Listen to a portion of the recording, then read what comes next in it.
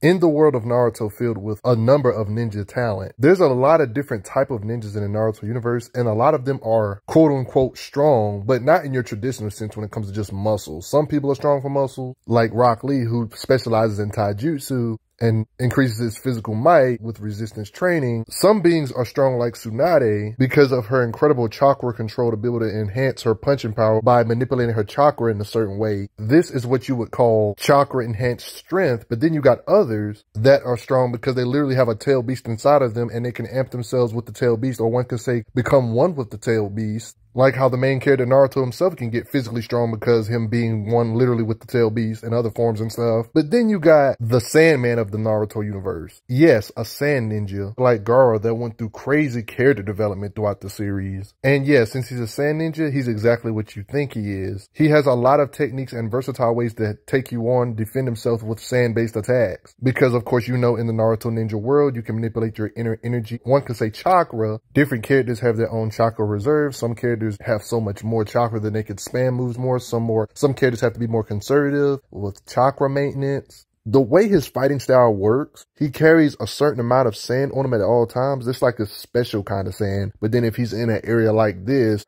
he can use that sand that he's not carrying to kind of help his chances out even more. Stated on occasions like this, he can control the ordinary sand, but then he carries a set amount of sand in his gourd. That's the one he pours a lot of chakra into, making special kind of sand. The sand that he uses in his gourd seems to be the ones with lightning fast attacks and his absolute defense, which you're going to see a lot in this video when it comes to defense and stuff. But that's how Gaara fights. See, the thing about Gaara is he has, of course, sand-based techniques, but then he's also literally a part of a tail beast. One can say a host for a tail beast. So then you got to factor that destructive aspect about him in. The fact that Gaara is a sand ninja and he has a tail beast that's sand-related, that's a serious combination. Even though where the main character is from, this ninja nation known as the Leaf Village, there's other ninja nations, of course. And kind of like in real life, every nation kind of has got nukes to keep each other in check from one nation going off on one nation. That's kind of how it is in this universe. But instead, this universe doesn't have technology like nuclear bombs and stuff. Their version of nukes would be the different type of tail beast that's in this universe. Very powerful entities that for a little while in the series, when you first start watching it, it seems they have almost unlimited chakra reserves. So one can say each land, ninja land, has their own, one can say, president. They call them Kage. Usually the strongest ninja of that place. See, Gaara was one of those villainized type characters, and nobody really understood him. He was very dark and creepy, wanting to kill just for the sake of wanting to kill. So the Kage of his place thought it was a good idea to place a very powerful beast inside of him to be the village's weapon. Shukaku, one of the tail beasts, been sealed inside of him. This is a strange one because it was actually sealed inside of him before he was actually born. Yeah, it was planted into him while he was in the womb. Off screen, his father taught him shinobi skills, even though he was raised in isolation. At the end of the day, his deepest desire was to basically have a happy childhood, like a child should, right? The reason why he was so dark is because he didn't think nobody loved him, ends up finding the truth, that there are people that actually love him, which kind of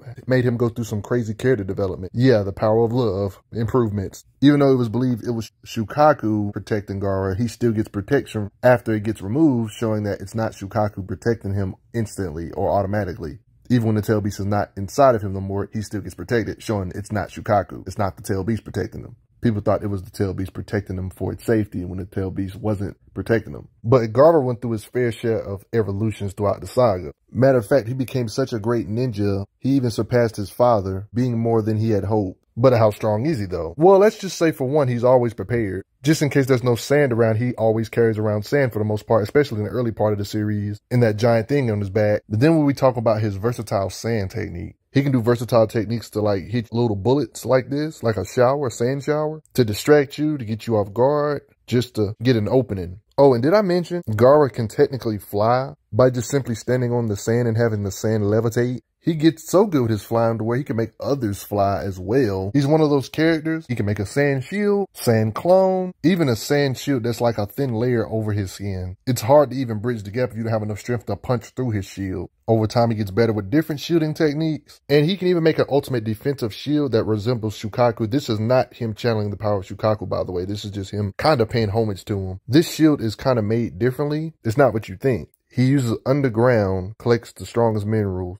With chakra, I pressurize them into dense sand around them. And for the most part, I've mentioned this in my other videos on the channel, that when it comes to offense and defense, whatever he can defend against, he can technically use offensive raw power in that same way. So in this video, when I go over his durability feat, you can kind of get an idea of what his blast power or how powerful his sand techniques can hit you with just in general, just from his defensive attacks. It's even stated here on panel, offense and defense in one, whatever he can defense himself with, he can attack with. He can produce sand to block Amaterasu black flame, flames that burn eternally, basically. Falling buildings, he can make sand to hold it up. One of the reasons why his defense is so good is because his sand will literally protect him on his own without him even thinking. Imagine your parents loving you so much that their willpower gets infused into your sand to where if you try to hurt yourself or if anybody tries to hurt you, the sand itself will protect you without you even having to use chakra. Like you see here, tries to hurt himself, doesn't work. Like it's literally in the shape of his mom because she loved him that much. That's some serious love right there. Even after a being is gone, their will infusing the sand to protect you no matter what. Not even death can stop their will to protect their children. He can seal you up to where you're immobilized if he has to. He's got sand attacks to pull you in like a black hole. The classic technique, what he did to Rock Lee in his fight, with sand around your body or a limb to crush it. Like you see in this occasion with Kimaru.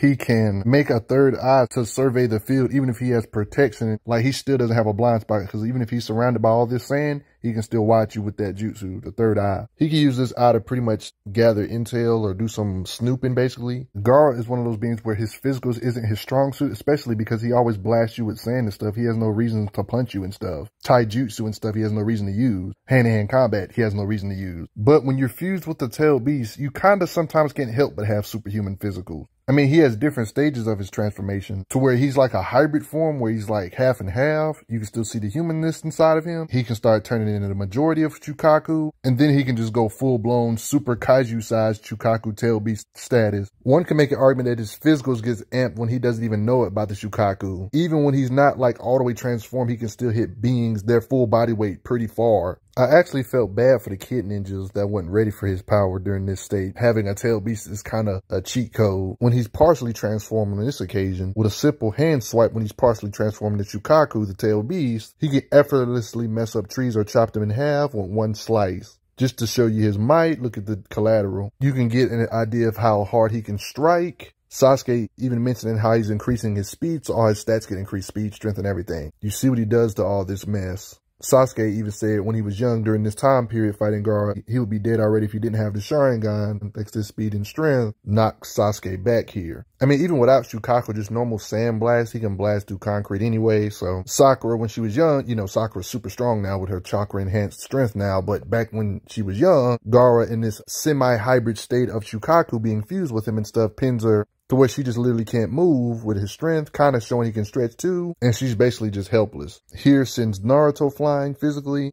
The way he transforms, he can actually pin you and then rip his hand off to where the hand will still have you pinned even when he's not over there no more. The only way to get that sand off of her is to defeat him. And if you don't hurry up and do it, it will further smother her and crush her to death. In this state, he starts developing new techniques like sand shurikens that he can throw with projectile. This hybrid tail beast form can do wind style techniques like blowing with wind devastation. Mixing in this with the sand shuriken or sand long range attacks is a scary combination. He can just spam it too. Remember guys, this was back in the early days of Naruto when spamming attacks was not smart. That lets you know how strong these tail beasts are. Even the one tail beast, which is supposedly the weakest out of the 9, can still spam attacks like this. I mean, just check out his durability to be able to shield from shurikens with just his fist being kind of transformed into a tail beast. But in his full tail beast Shukaku mode, physically can get in tussles with beings his size like Chief Toad. When it comes to how destructive Gaara can get when it comes to blast, power with his sand, Shukaku, all that good stuff, I technically already gave you a little glance of him being able to use wind type of projectiles with the Shukaku entity, but he can do wind style and do his own form of blast power called air bullets that can blast a big chunk of the forest. You get to see the might of the tail beast when Gaara makes himself go to sleep so the beast can just take over. These blasts clashing with Chief Toad's blast,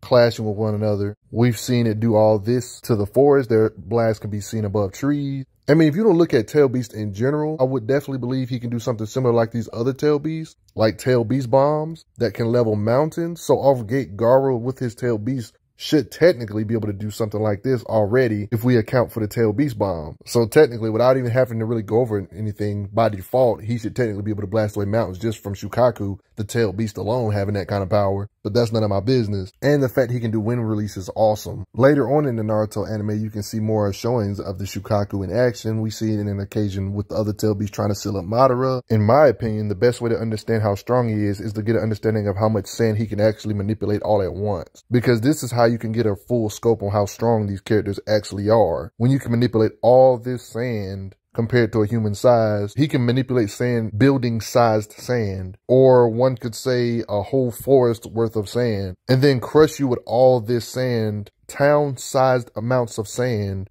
and crush you with it. And on this particular occasion, it looks like he's not even using the Tail Beast. One can say this is the sand tsunami because it literally looks like a flood, like a tsunami. So it's almost like he can make sand as big as a town, then use that sand to crush the town with the sand barrel technique. It's like he can just crush a town or a couple of buildings or an entire forest worth of trees in an instant. It's basically one of his techniques that I showed earlier, like surrounding his opponent like this with sand, covers him up, and then just crushes him with the sand. The sand tsunami is basically this, but on a much larger scale. It is true that Gaara does carry quite a bit of sand with him at all times, but what if you fight Gaara in a desert? You just making the fight odds worse for yourself, basically. This is where we really get into how much blast power he can produce. This dude can control city-sized amounts of sand because the sand just happens to be nearby. It's literally stated he can use the sand from the desert to his advantage, can attack you with giant amounts of sand, and even make sand prisons that are bigger than buildings. I'm talking about massive sand prisons, damaging this member of the Akatsuki, for example. I think we all remember the Gaara versus Rock Lee fight. We know Rock Lee's faster than the eye can see, at least supersonic speeds, right? At least, right? His speed when it comes to sand manipulation stuff is so quick to where Lee drops his guard for a split instant. He can switch places with different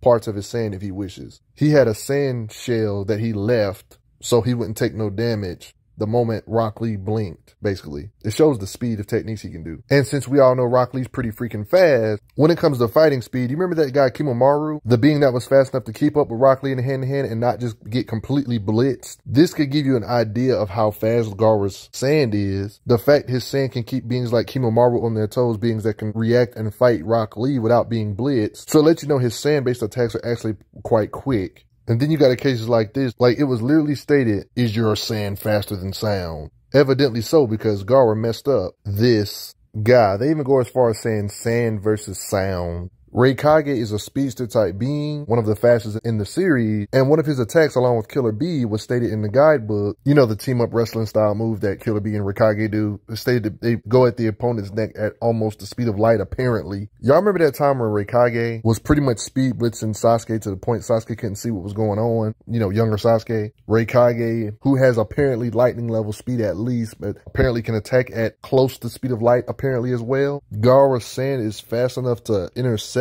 this attack, so it kind of lets you know about Gaara's sand speed. We all know how fast Madara was. He was able to pull him out real quick like here in this situation. To be fair, I think adult Gaara's sand defense has to be fast enough to at least react to lightning. That's fair, right? Reacting to stuff that can move 200,000 miles per hour seems fair at least, with the possibility of his sand being able to react to stuff close to the speed of light, maybe possibly. You know what I mean? It's just not too many measurable feats to go off of. But we know these Tail Beasts and Reikage and these speedsters are ridiculously fast though. Massively faster than I can see at least. So the safest bet when it comes to speed, he can at the very least react to things massively faster than the eye can see. That can be a lot of different speeds, especially older and stuff. I've already mentioned in this video that whatever he can defense against, he can kind of attack with that level of force as well, like shielding from this fireball from Sasuke, for example, when he was young. This being known as Datara was going to try to destroy this entire village with a massive super bomb. You know how in real life they got, you know, explosive called C4. They took inspiration by it by calling it C3, a big bomb that had a ridiculously large explosion, like basically on some nuclear type stuff. Gaara was able to make all this massive sand to shield from all that mess.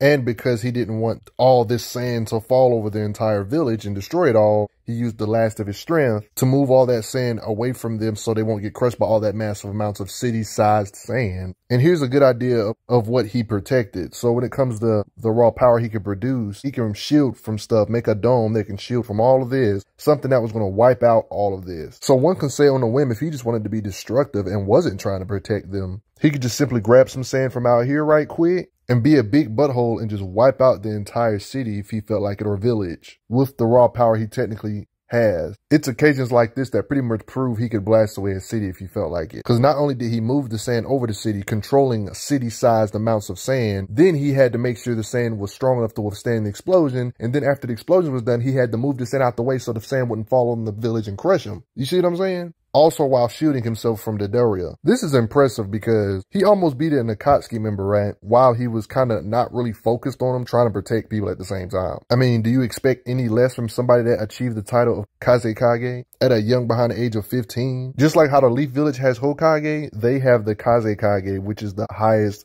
of the highest when it comes to ninja ranks at the top of the food chain. But unfortunately, throughout his career, Gaara eventually got his tail beast ripped out of him and died, but got brought back because somebody else sacrificed their life for his. In exchange, he's free from being a Jinchuriki. No more monster inside of him, Shukaku. But you're probably thinking, oh no, he ain't got the tail beast no more. He ain't that strong. Actually, even without this tail beast, he's still ridiculously strong. Matter of fact, even without the tail beast, his power gets compared to a tail beast. Like, that's a lot of sand. One of them even says that's a lot of sand. Yes, his dad has the power to use gold dust. They had like a literal sand beam struggle, don't ask. Notice how Gaara's dad is surprised that that's Gaara, not Shukaku, for him to be able to produce that level of sand, implying he still has tail beast levels of raw power. Also implying his destructive capacity shouldn't have gone down that much. Or whatever his power did go down by, he improved in other ways, getting his skills sharper and stuff. He gets in a clash with his dad, traps the other Kage while he's battling his dad with the blast. Talk about multitasking.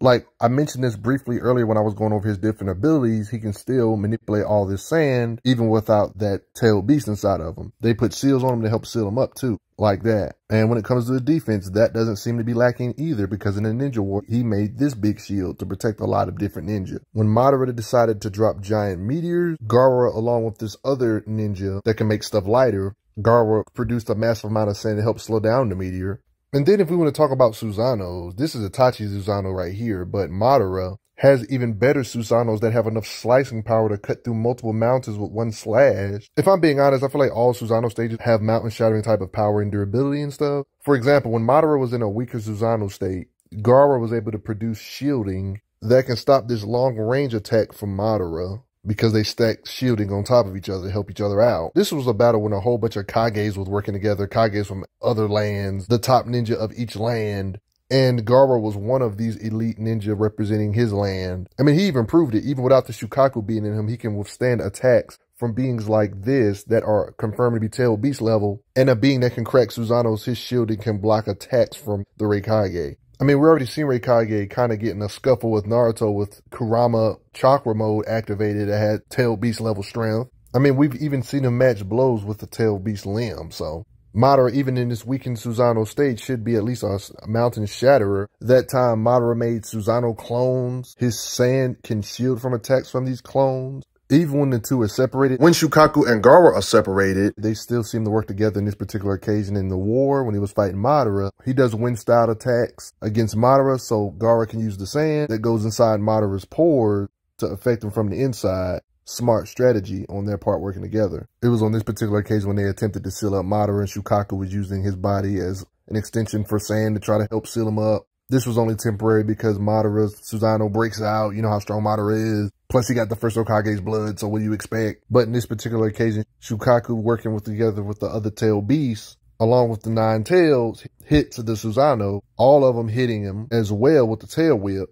Working together implied they broke the shielding for Madara. The best proof I can give that he's still a tail beast level being, even though you should already agree that he's a tail beast level being, he's a Kage, but that's none of my business, and can block attacks from Rikage. You know, that's already enough proof. But how about the fact he was able to use sand to play a tug of war when his tail beast that used to be inside of him was being pulled? He can create giant sand avatar hands that can kind of help resist the pull, even though the tail beast itself was having trouble not being pulled in. Not to mention he can manipulate sand almost as big as Shukaku himself. Not to mention, look at Shukaku himself's durability to stop a Susano blade from Madara when he was trying to suck all of them in. Gaara can literally shield from an attack from the Susano blade like right here, gets sent flying, but he's okay, gets back up. But he does eventually lose the tug of war because he tries to save Naruto from falling, and that's when Shukaku got sucked in. Years down the line, he can still use his sand to hold up collapsing buildings or structures, and this seems to be effortless too. You still sleeping on his power, he can use his sand to protect the entire village from meteorites with a wave of his hand. Summon sand bigger than buildings all around the city to protect from all that impact. So even without a tail beast within himself, he still has the same manipulative raw power to where if he wanted to flatten this whole place, he could. But of course, he wants to protect it, obviously, because it is already confirmed that his dad taught him jutsu and stuff. So he doesn't have to always rely on the power of the tail beast. So he could definitely just flatten this place if he wanted to with just sand manipulation, how much sand he can summon nearby. Towards the end of the Naruto series, we start getting into some over-the-top type character, this particular clan in general. You know they're overpowered because a being that's a part of the clan that's a big part of the ninja world is the Sage of Six Paths, for example. Tell me why there's other beings that are godlike as well. Seems like everybody in this clan is absurdly overpowered. Even if you're a lower ranking member, they're all just absurdly overpowered. It's almost like the writers backed themselves into a corner because Naruto, thanks to his Sage of Six Paths modes, has gotten so strong. They have to have opponents on this level or else the opponents wouldn't be no challenge. So it's like every new villain is on this level or higher. I mean, we're talking about beings that can split the entirety of the moon in half with blasts and stuff. I mean, for Pete's sake, we got beings in this clan that did the same technique as Pain's planetary devastation, but such on a greater scale, it makes Pain's look like a joke. Like I'm talking about, he lifted so many rocks off the ground, such on a higher scale than what Pain or Nagato's planetary devastation was. He's responsible for the freaking moon existing because of his Chubaku Tensei. This is just an example of the beings in this clan's power. While I wouldn't necessarily say Gaara's on the level of these gods, Sage of Six Paths tier beings, he's definitely probably stronger than he was during the war. Because for him to be able to block an attack from a being this powerful, a being that's apparently even above Kaguya, is wild. These particular beings look down on characters like Kaguya, talking about punishing Kaguya, talking about Kaguya feared their existence. This is backed up in the lore because she made preparations just in case other clan members showed up. Something that even frightens Kaguya. They talk about opponents that's possibly scarier than Kaguya. I mean, they would have to be. And these beings, Kaguya feared their existence. What's even more wild is that Gaara stopped an attack from two beings like this that Kaguya apparently feared and apparently became a fusion of this entity. Keep note that this guy's an underling and these two fused together to make this, right? This guy in data books, it stated he has a forbidden power that can split worlds. This kind of adds up with the moon splitting feet and stuff. It's kind of in the same ballpark. You see where they're going? A clan member, he can make moon-sized structure. Lackeys can apparently obliterate worlds. Then those same beings can fuse together to make an even more powerful being. And then we got actual on-screen feats of the moon actually splitting to back this up too. It's a pattern. I'm not saying Gaara was on these guys' level, but I'm saying doing this for 2 seconds is still respectable, knowing what this clan has a reputation of doing. How much did Gaara really improve? That's something wild to think about. How strong do you think Gaara is? But at the end of the day, guys, all of this stuff could be just me. How strong do you think Gaara is? But before I get going, you gotta respect Gaara. He can shield from himself, level an entire city if he felt like it, with freaking sand. I gotta say thanks for the donations, everybody. Helps out a lot. Respect Gaara, though. I'm glad you are enjoying your time on the channel. Make sure you check out the playlist on the channel to see other How Strong videos. If you like what this channel is offering, make sure you hit that subscribe button, and I will see you guys later.